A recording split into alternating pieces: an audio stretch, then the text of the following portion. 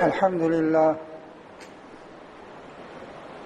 لله نحمده ونستعينه ونستغفره ونؤمن به ونتوكل عليه ونعوذ بالله من شرور أنفسنا ومن سيئات أعمالنا من يهده الله فلا مضل له ومن يضلل فلا هادي له ونشهد أن لا إله إلا الله وحده لا شريك له ونشهد أن سيدنا ومولانا محمدا عبده ورسوله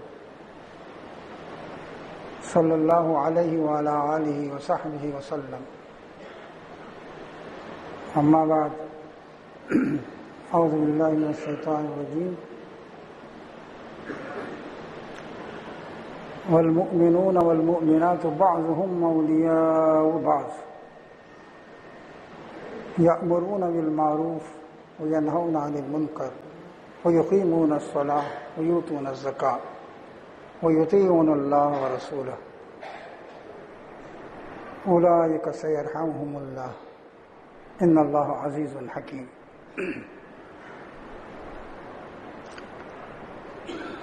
بزرگوں، بھائیوں اور عزیزوں، محترم خواتین، ماؤں، بہنوں اور بیٹیوں،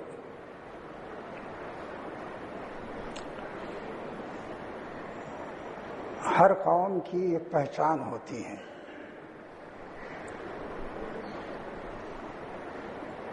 اسی سے وہ پہچانی جاتی ہے. یہ پہچان بنتی ہے اس کے عقیدے سے، اس کے خیالات سے، اس کے اخلاق سے، اس کی تہذیب اور کلچر سے، دوسروں کے ساتھ اس کے رویے سے، انسانوں کے ساتھ اس کے معاملے سے. اسے دیکھ کر آدمی سمجھ جاتا ہے کہ فلاں شخص فلاں قوم سے تعلق رکھتا ہے. اگر کسی قوم کی پہچان ختم ہو جائے تو وہ قوم بھی آہستہ آہستہ ختم ہو جاتی ہے اور دوسری قوموں کا حصہ بن جاتی ہے.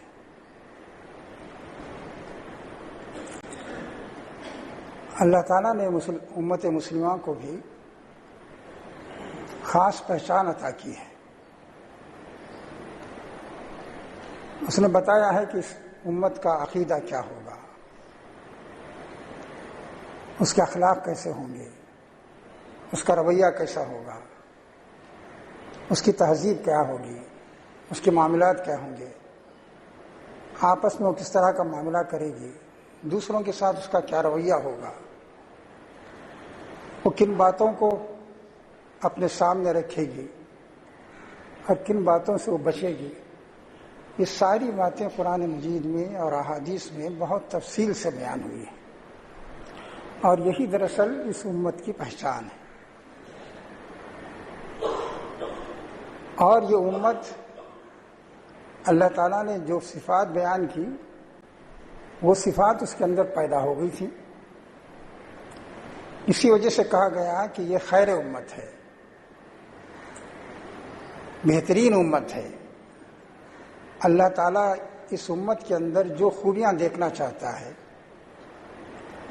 وہ خوبیاں اس کے اندر موجود ہیں اور جو خرابیاں نہیں ہونی چاہیے ان سے یہ بچ رہی ہے. اس وجہ سے کہا گیا کہ یہ امت بہترین امت ہے اور امتوں کے اندر جو کمزوریاں تھیں ان سے یہ امت پاک ہے. میرے دوست اور ساتھیوں، لیکن آہستہ آہستہ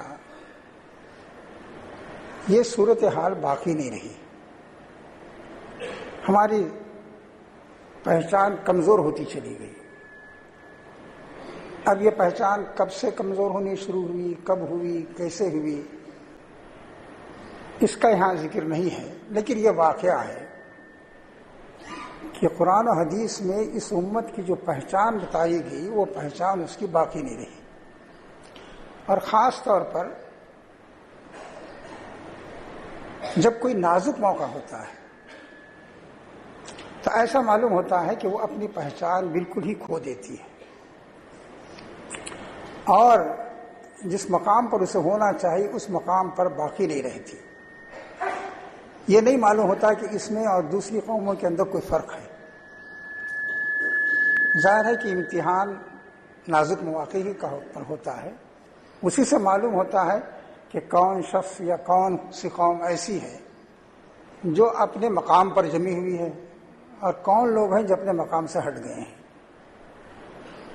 قرآن مجید میں بتایا گیا، آپ دیکھ لیجئے کہ مسلمان کی پہچان بتائی گئی کہ اللہ سے اس کا تعلق مضبوط ہوتا ہے، قرآن سے اس کا تعلق جڑا رہتا ہے، ہر معاملے میں وہ دیکھتا ہے کہ قرآن کیا ہدایت دیتا ہے، ہر معاملے میں وہ دیکھتا ہے کہ اللہ کے رسول صلی اللہ علیہ وسلم نے اسے کیا بتایا ہے. اسی طرح وہ نیکی کے کاموں میں آگے ہوتا ہے. اس کے بارے میں بتایا گیا کہ وہ اخلاقی لحاظ سے اس کے اندر کمزوریاں نہیں ہوتی. لیکن آپ دیکھیں گے کہ یہ ساری کمزوریاں ہمارے اندر موجود ہیں اور بہت زیادہ موجود ہیں. اسی طرح یہ بتایا گیا کہ یہ امت یہ ایک امت ہے، اس کا مقصد یہ ہے اور اس مقصد کو حاصل کرنے کے لیے یہ امت ایک ہوتی ہے اور ہمیشہ جڑی رہتی ہے. اس امت کے اندر آپ جانتے ہیں کہ یہ وحدت نہیں ہے. ہم کہہ نہیں سکتے کہ یہ پوری امت ایک ہے. کسی ایک جگہ کے مسلمان بھی ایک نہیں ہو پاتے. ظاہر ہے کہ یہ صورتحال اللہ تعالیٰ کو ناپسند ہے. تو کہا گیا کہ یہ امت ایک ہے اور اس کی بھلائی اور برائی یا اس کا نفع نقصان ایک ہے. اس لیے یہ امت ہمیشہ جڑی رہے گی. اور ہماری صورتحال یہ ہے کہ چھوٹے چھوٹے مسئلوں میں ہم بکھرے ہوئے ہیں. ہمارے اندر ان چیزوں کی اہمیت زیادہ ہے جس کو شریعت نے کوئی اہمیت نہیں دی ہے. اسی طرح ہمارے اندر کمزوری یہ بھی ہے کہ چھوٹے چھوٹے فائدے کے لیے دین کے فائدے کو یا ملت کے فائدے کو ہم نظر انداز کر دیتے ہیں. ہمارے سامنے دین کا یا ملت کا فائدہ نہیں ہوتا بلکہ اپنا ذاتی فائدہ ہوتا ہے. جہاں ہم نے محسوس کیا کہ ہمارا ذاتی فائدہ ہے وہاں ہم اس کے پیچھے پڑ گئے اور ملت کے فائدے کو نظر انداز کر دیا. اور ہماری ایک کوشش یہ ہوتی ہے کہ ہر کام میں ہمارا نام ہو، نمایاں رہیں ہم. تو ظاہر ہے کہ یہ وہ صورتحال نہیں ہے جو اس امت کی ہے، کی ہونی چاہیے. اور اس کی جب تک آپ اصلاح نہ کریں اس وقت تک یہ امت صحیح راستے پر نہیں آ سکتی. یہ اصلاح کون کرے گا؟ قرآن مجید میں بتایا گیا ہے اور احادیث میں بتایا ہے کہ یہ ذمہ داری ہے امت کے علماء کی، ان لوگوں کی جو دین کی رہنمائی کر سکتے ہیں، دین کا راستہ بتا سکتے ہیں. ان لوگوں کی ذمہ داری ہے جو اپنے اپنے علاقے میں اثر و رسوخ رکھتے ہیں یا جو حکومت اقتدار کے مالک ہیں، ان کی بھی ذمہ داری ہے. اسی طرح جو جس دائرے کے اندر، جس سرکل کے اندر اپنا اثر رکھتا ہے اس کی ذمہ داری ہے کہ جہاں خرابی دیکھے اسے دور کرے. یہ بات قرآن حدیث میں بہت واضح انداز میں بیان کی گئی ہے کہ اس امت کی اصلاح کوئی دوسرا نہیں کرے گا، اس امت کی اصلاح خود یہی لوگ کریں گے. اللہ تعالیٰ نے اس امت کو پیدا بھی کیا اور ایسا سسٹم بھی بنا دیا، رکھ دیا کہ یہ امت اگر اس کے اندر کوئی بگاڑ پیدا ہو، چھوٹا بڑا کوئی بھی بگاڑ ہو، تو اسے دور کرے گی. اسی وجہ سے کہا گیا کہ من رعا منکم منکرا فلیغیرہ بیدہ.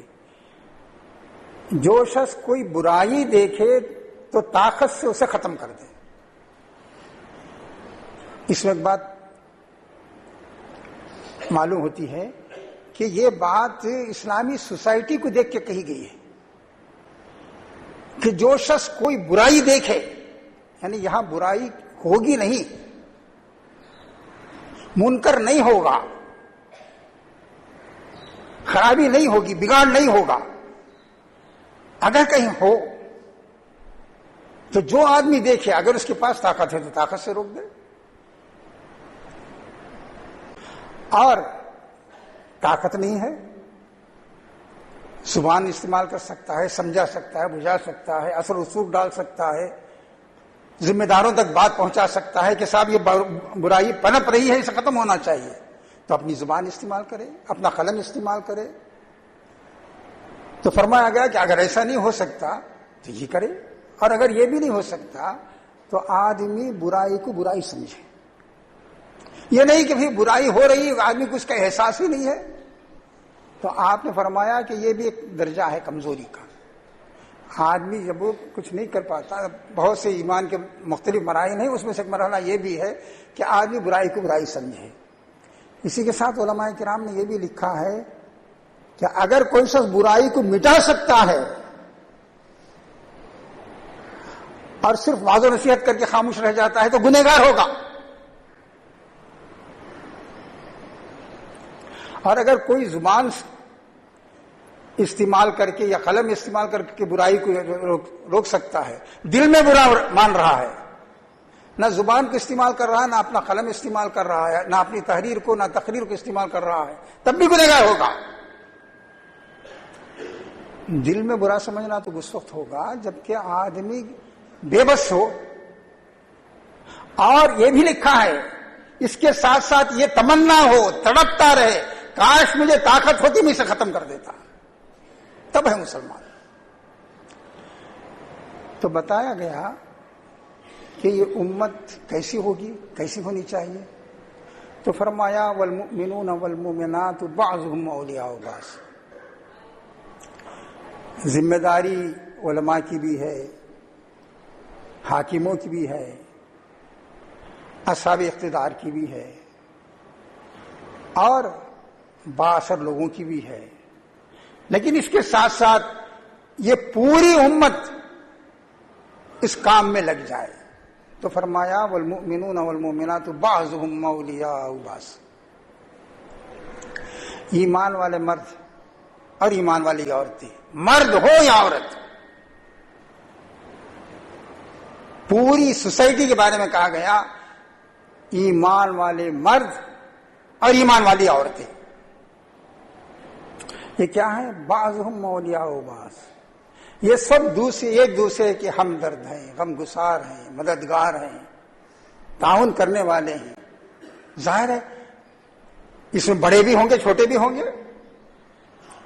امت کے وہ لوگ جو امت کے میں مرد ہیں یا عورتیں ہیں، اس میں بڑے لوگ بھی ہوں گے، چھوٹے لوگ بھی ہوں گے، کمزور بھی ہوں گے، طاقتور بھی ہوں گے، مزدور بھی ہوں گے، مالک بھی ہوں گے، با اقتدار بھی ہوں گے، بے اقتدار بھی ہوں گے.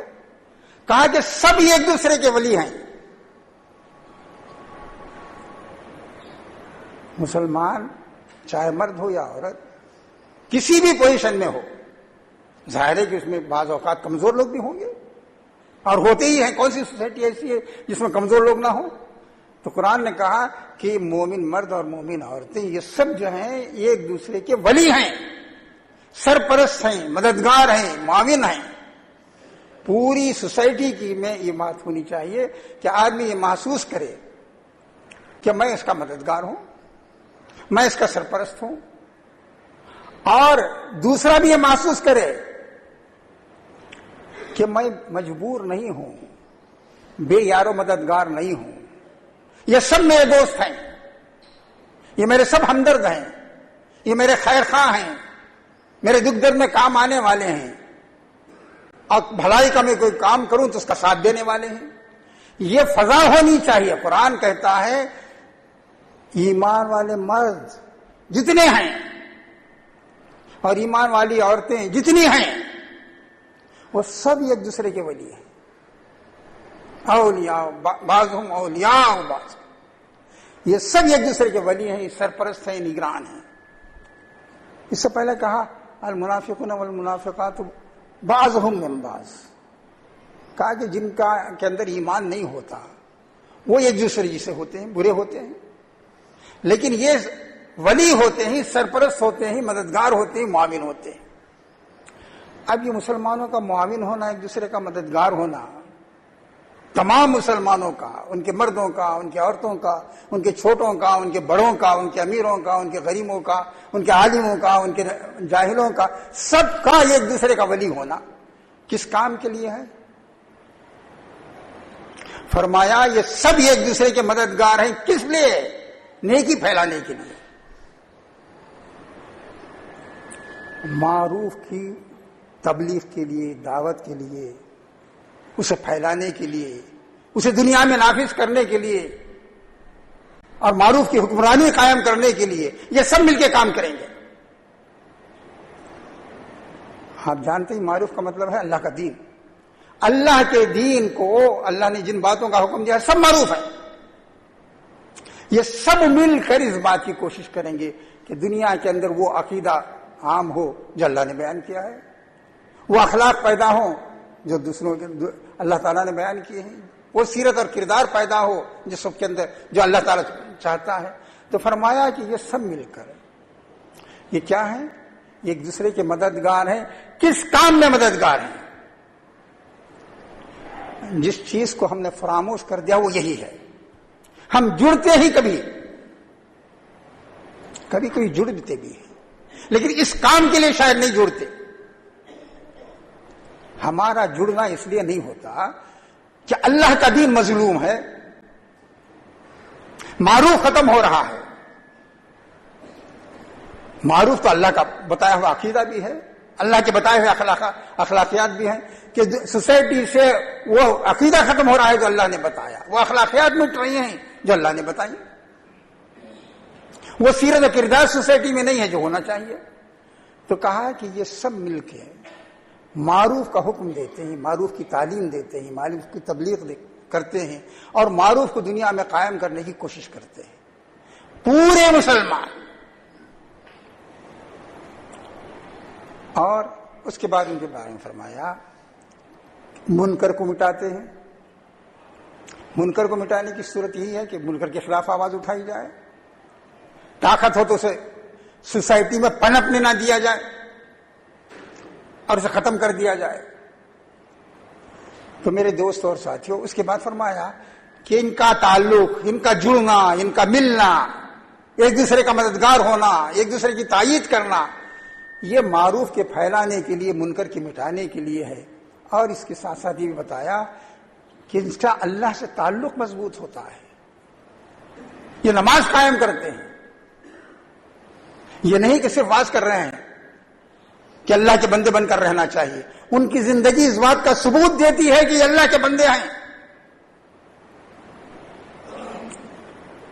اور یہ نہیں ہے کہ انسانوں کا خیر خواہ ہونا چاہیے، دکھ درد میں ان کے کام آنا چاہیے، ان کے مسائل کو حل کرنا چاہیے، نہیں، وہ اپنا مال اللہ کے راستے میں خرچ کرتے ہیں۔ اور پھر وہ یطیعون اللہ و رسولہ، اور اللہ کے جتنے احکام ہیں، جو بات بھی اللہ نے کہی ہے اس پر عمل کرتے ہیں۔ یہ ہے میرے دوستوں اور ساتھیوں مسلمانوں کی تصویر۔ اولئک سیرحمہم اللہ، یہ وہ لوگ ہیں جن پر اللہ کی رحمت ہوگی، جلد ہوگی۔ اگر کوئی امت اس کے لیے کھڑی ہو جائے تو ظاہر ہے اللہ تعالیٰ چھوڑے گا نہیں، اسے بے یاروں کو مددگار نہیں چھوڑتا۔ قرآن میں بتایا گیا کہ اللہ کے راستے میں کام کرنے والوں کو آزمائش آتی ہیں، لیکن ان کو یہ نہیں سمجھنا چاہیے کہ اللہ تعالیٰ ان کو بے یار و مددگار چھوڑ رہا ہے۔ اور امتحان کے وقت آدمی اسی چیز سے معلوم ہوتا ہے کہ اس کے کیا ایشوز ہیں، کیا مسائل ہیں، کس چیز کے لیے وہ فکر مند ہے۔ تو کہا اللہ تعالیٰ تو بڑی طاقت والا ہے، اور اگر اللہ تعالیٰ کی مدد نہیں آ رہی ہے تو سمجھو کہ اس میں حکمت ہے کچھ، وہاں دیر تو ہو سکتی ہے، اندھیر نہیں ہے کہ آدمی یہ کہے کہ صاحب اب کو اللہ تعالیٰ ہمارا پوچھنے والا ہی نہیں رہا۔ تو میرے دوست اور ساتھیوں، اس امت کے بارے میں ایک بات یہ بتائی، ہر فرد اس کی کوشش کرے کہ بگاڑ نہ آنے پائے۔ رسول اکرم صلی اللہ علیہ وسلم نے ایک مرتبہ مثال دیتے ہوئے فرمایا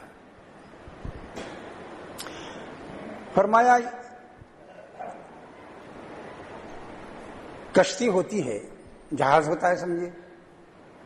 آپ نے فرمایا جہاز میں، اب تو یہ صورتحال نہیں ہے، پرانے زمانے میں جو جہاز ہوتے تھے اس میں آپ نے فرمایا جہاز میں بہت سے لوگ سوار ہوتے ہیں، اور جہاز کا ایک حصہ جو ہے نیچے ہوتا ہے، پانی کے اندر ہوتا ہے، باقی حصہ اوپر ہوتا ہے. آپ نے فرمایا کہ نیچے والے لوگ جب دیکھتے ہیں کہ بھئی پانی کی ضرورت ہے تو اوپر جاتے ہیں. اوپر والوں کو کچھ تقدر ہوتا ہے کہ بھئی بار بار اوپر آ رہے ہیں پانی کے لیے، محسوس کرتے ہیں، یہ بھی کہتے ہیں کہ ان کو پریشانی ہو رہی ہے. تو انہوں نے یہ سوچا کہ جہاز کے نیچے یہاں پیندے ہی میں کیوں نہ سوراخ کر لیا جائے، پانی یہیں سے مل جائے گا. آپ نے فرمایا اگر اس وقت خاموش ہو گئے پورے جہاز کے لوگ اور ان کا ہاتھ نہیں پکڑا کہ بھئی یہ کیا کر رہے ہو تمہیں پانی کی ضرورت ہے تو آؤ اوپر، تو آپ نے فرمایا پورا جہاز ڈوب جائے گا، سب ڈوب جائیں گے، کوئی ایک نہیں بچے گا. بظاہر غلطی دو چار کریں گے، 10-20 افراد کریں گے، لیکن اگر سب نے مل کے ان کو نہیں روکا، ان کا ہاتھ نہیں پکڑا، تو آپ نے فرمایا جہاز ڈوب جائے گا، سب ڈوب جائیں گے. یہ ہے اس امت کی مثال. آپ نے فرمایا یہ امت جو ہے یوں سمجھو کہ کشتی میں ہے، جیسے کشتی نوح میں حضرت نوح کی امت آ گئی تھی، اس طرح یہ امت ایک کشتی میں سوار ہے، ایک جہاز میں سوار ہے. اسے اگر نقصان پہنچتا ہے اور دوسرے لوگ اسے بچانے کی کوشش نہ کریں تو پورا جہاز ڈوب جائے گا. اور آپ نے حدیثوں میں آتا ہے، آپ نے فرمایا یاد رکھو تمہاری کوتاہی کی وجہ سے اللہ کا عذاب آئے گا تو سب پکڑے جائیں گے، سب پکڑے جائیں گے. بہت سی حدیثوں میں یہ بات کہی گئی ہے. ایک حدیث میں آتا ہے کہ نبی صلی اللہ علیہ وسلم نے فرمایا کہ اللہ تعالیٰ نے حضرت جبرائیل کو حکم دیا ان اقلب مدینہ قضا و قضا، فلاں بستی جس میں یہ ہو رہا ہے اسے الٹ دو.